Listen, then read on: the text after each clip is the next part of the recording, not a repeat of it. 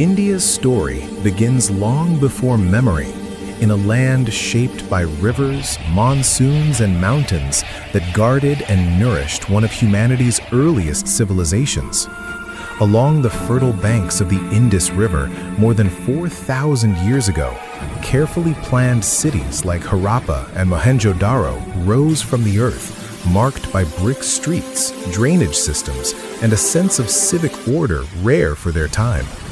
These people traded with distant lands, crafted seals and jewelry, and lived in harmony with seasonal rhythms, leaving behind a mystery of undeciphered script and silent ruins. As centuries passed, the focus of life gradually shifted eastward toward the Ganges Plain, where migrating Indo-Aryan peoples brought new languages, rituals, and social structures. From their hymns emerged the Vedas, sacred texts that shaped early Indian thought and laid the foundations of Hindu philosophy. Before we continue this epic journey through time, by the 6th century BCE, India became a crucible of spiritual revolution. Amid political rivalry and social change, figures like Siddhartha Gautama, the Buddha, and Mahavira, the founder of Jainism, challenged established rituals and offered new paths toward liberation through compassion, discipline, and inner awakening. These ideas spread rapidly along trade routes, carried by merchants and monks. The age of empires soon followed, beginning with the Mauryan dynasty. Under Chandragupta Maurya, much of the subcontinent was unified for the first time, but it was his grandson Ashoka who transformed India's destiny. After witnessing the horrors of war, Ashoka embraced Buddhism and ruled through principles of nonviolence, tolerance, and moral governance, inscribing his values on pillars and rocks across the land. When the Mauryan Empire declined, India entered a period of regional kingdoms and cultural flourishing. The Gupta Empire later emerged. From the early medieval period onward, India stood at the crossroads of global exchange. Arab traders brought Islam to India's western coasts, where it took root peacefully through trade and scholarship. Over time, Turkic and Afghan rulers established the Delhi Sultanate, introducing new administrative systems, architecture, and cultural influences. Mosques and forts rose alongside ancient temples, and Persian became a language of courts and poetry. Though periods of conflict marked this era, it was also a time of cultural synthesis, as Indian and Islamic traditions blended in art, music, and thought.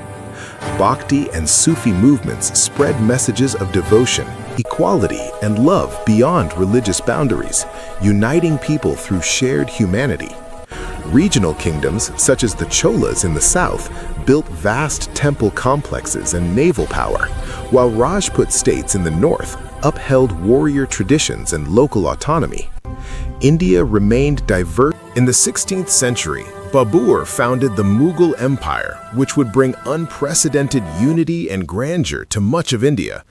Under rulers like Akbar, Jahangir, Shah Jahan, and Aurangzeb, the empire expanded and refined systems of governance, taxation, and justice.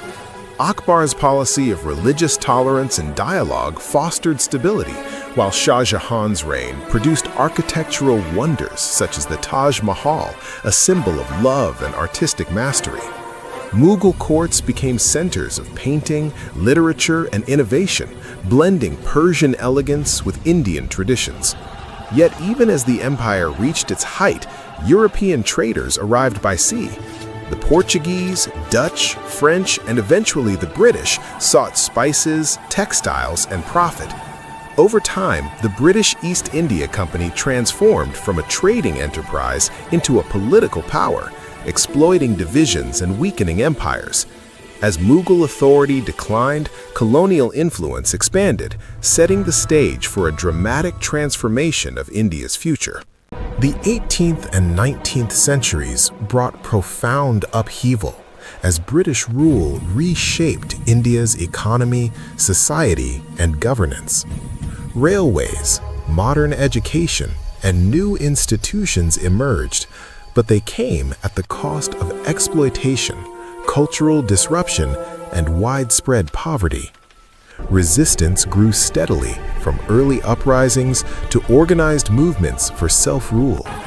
In the 20th century, leaders like Mahatma Gandhi transformed the struggle into a moral force, using non-violent resistance to challenge imperial power. Alongside figures such as Jawaharlal Nehru, Subhas Chandra Bose, and countless others, the dream of independence united millions. In 1947, India finally gained freedom, though partition brought immense suffering and loss. From that moment, the nation began the complex task of rebuilding itself as a democratic republic, embracing diversity while striving for unity.